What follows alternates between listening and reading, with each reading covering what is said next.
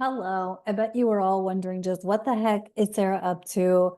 I don't know what I'm going to call this series. For now, I'm thinking Trekkie astrology, but I'm also thinking the Captain Sarah Chronicles or the Admiral Sarah something. I don't know. I see myself more as an admiral than a captain, just because, deep wisdom. I'm actually a 6'2" manifesting generator in human design. Anyway, what I thought would be fun to just kind of like break up the energy, make astrology a bit more fun, not so serious all the time. I love doing the forecast videos, but I kind of wanted to make it fun. I also wanted an excuse to play with my color lights, which I don't play with nearly as much as I would like to, but that's besides the point. So what I thought I would do is go through some of our favorite either sci-fi general or even Star Trek specific episodes, characters, species, and just wrap on them as far as how that relates to either current astrology, specific transits in astrology, or whatever, and just have a little fun talking about these shows on like a deeper, nerdier level. Because I don't know about y'all, maybe y'all can relate to this, but when I watch certain episodes of Star Trek or certain movies or whatever, I find deeper meaning. And I've in previous times I've brought this to the attention of my friends and my friend groups, and they're like, what? Like, what? Um, Anyways, so I thought I'd have a little fun with this and just, talk about these episodes or whatever. So today I got the inspiration. Of course, we could go down the rabbit hole of Borg stuff with regards to Pluto and Aquarius, or even moving into the age of Aquarius, um, such as it is. And I think that's kind of the broader thing here is we're moving out of the age of Pisces and into the age of Aquarius. So we're moving out of the age of illusion and into the age of technology, humanity, and all of those things, which is where the whole Borg thing comes in. But I wanted to start with the episode from season 3. I forgot to look up the episode number. I want to say it's 12 of Next Gen. And this is the Offspring, where Data creates Lal, Lal, who is his offspring. And in this episode, it does say that Lao, it means beloved. I didn't catch which language. I did just watch the episode so I could have a good foundation. But it came on the other night while I was thumbing through Pluto TV, and immediately the first thing that caught my attention was that Data opted to have Lao choose her gender and choose her appearance. And we're hearing about this more and more in society that, parents are, not choosing a gender for their child. They're letting their child choose their own gender. Again, I am on neither side or the other. I am just discussing this as an astrologer, as a nerd who loves this shit and whatever. I'm not discussing this with any sort of conviction or belief system behind it. I just think it's fun to like put it all together in the current astrology we're in. Um, but and then the episode, Lau refers to herself as she refers to Deanna Troy as gender female. She looks, I think, at Data or Geordie, I can't remember, and says gender male. And then she looks at herself and says gender neutered, which is interesting because this show was in what, 19, this would have been 89, I think. Season 3 might have been 89. And here we are in 2024. Now we refer to it as gender fluid. And so when somebody identifies as neither or both, and you all can correct me if I'm wrong, I don't know a lot of the various specific gender terms. So I do apologize for my lack of knowledge and whatnot. And so he takes Lau to the holodeck where she ultimately decides for herself that she's a gender female. I also thought Captain Picard's reaction or response was really interesting because he also, I love the comedy in this episode. There was quite a lot of funny little lines. But Captain Picard is like, Data, you should have advised me. And Data's like, I don't see other people advising you on their procreation. um, And so Captain Picard has this like conflict of whether this is a technological or a science experiment, or data becoming apparent to his offspring, and therefore Lal is a being. And it brings up that debate of technology versus being, and or both. And as we move into not only Pluto and Aquarius between now and 2044, but we are transitioning from the age of Pisces into the age of Aquarius over the next 200-ish years, something like that. There's no exact date as to when we will actually move into the age of Aquarius, but we're certainly in the middle of the transition between those two now.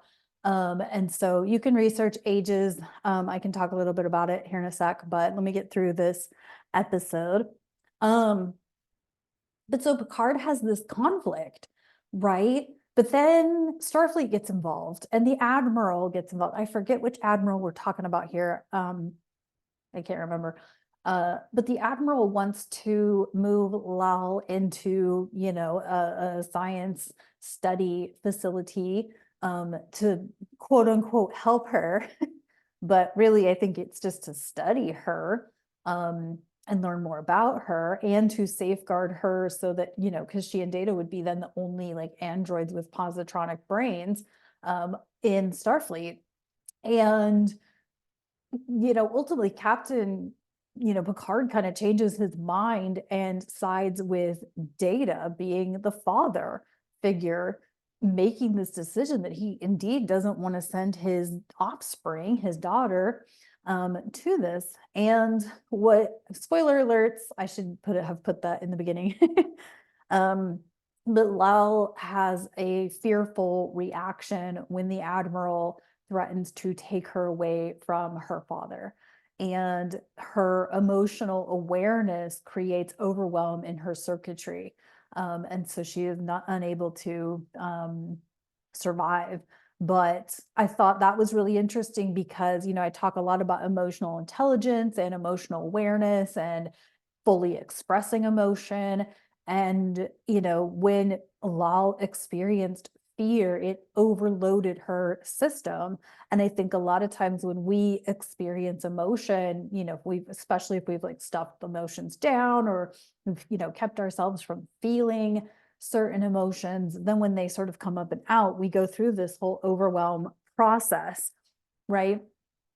Obviously we're not positronic, but we can in some ways shut down. Like, you don't want to feel the icky emotion, you don't want to feel the anger, you don't want to feel the grief or whatever. It's icky, it's gross, you don't, it makes your skin crawl, all these things. So when we do experience emotional awareness, while we don't have disruptions in our technological circuitry, we do have disruptions in our energetic circuitries, because it does disrupt our, our current, flow of function. That's maybe a term, I don't know. Anyway, so I just thought that this brought up a few really interesting debates or discussions, or potentially even like, human versus technology, or being versus technology in the age of AI and artificial intelligence. Like, I think it's an interesting question to ponder is, if someone has, let's just say, an AI, we'll say lover, because I have been hearing, that people are using AI as their, intimate partner. But does that make that right or wrong? And I'm not asking for an answer here. I'm just throwing stuff out there that, these are some things that we might face or experience as we move through so much Aquarian energy. It is human versus technology. So anyway, love for you to share your thoughts on this episode or other episodes, or whatever that you would love for this to talk about, this series of videos talk about. Is just more casual, more fun way to talk about astrology, perhaps more relatable for some of you, or whatever. I do have, of course, I will talk about Borg. I will talk about some Voyager stuff like Future's End and relativity. I will definitely talk about time travel and parallel universes. and whatnot. I kind of want to dive down the rabbit hole of